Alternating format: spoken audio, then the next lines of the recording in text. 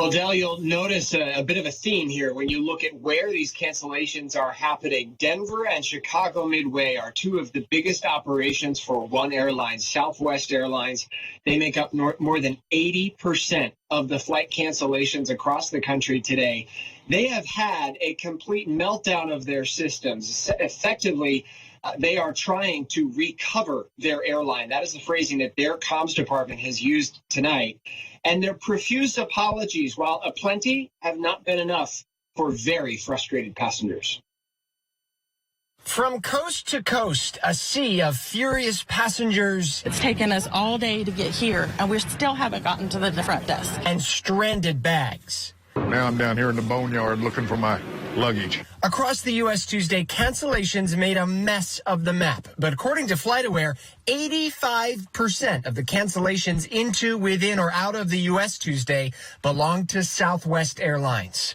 First they said they didn't have the pilot, then they said they didn't have somebody else, and they said, we're just going to cancel it. The airline in the midst of an epic meltdown, precipitated by brutal cold and snow that swept the country, but perpetuated by what employees call an outdated scheduling system that has outright failed. They're not really letting us change our flights on the app, so we have to literally wait in this line. Call centers so packed, that's a lost cause, too. My dad's diabetic.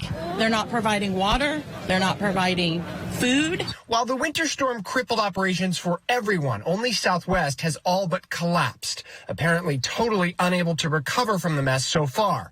The airline's somewhat unique scheduling structure, whereby crews fly from point to point across the country rather than out and back to the same city, has stranded crews all over the nation. The airline says it's basically trying to reset. And I can't be with my family that I've waited all year to see. The cancellations have separated thousands of passengers from their bags, in many cases being told their bags would go on to their final destination even if they won't. As soon as they were loading the bags, they canceled our flight, and that was 4 days ago. And we've called and called.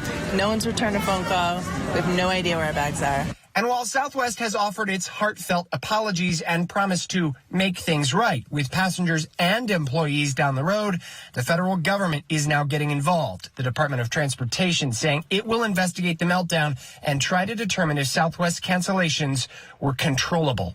I travel for business all the time, and I have never, ever experienced this.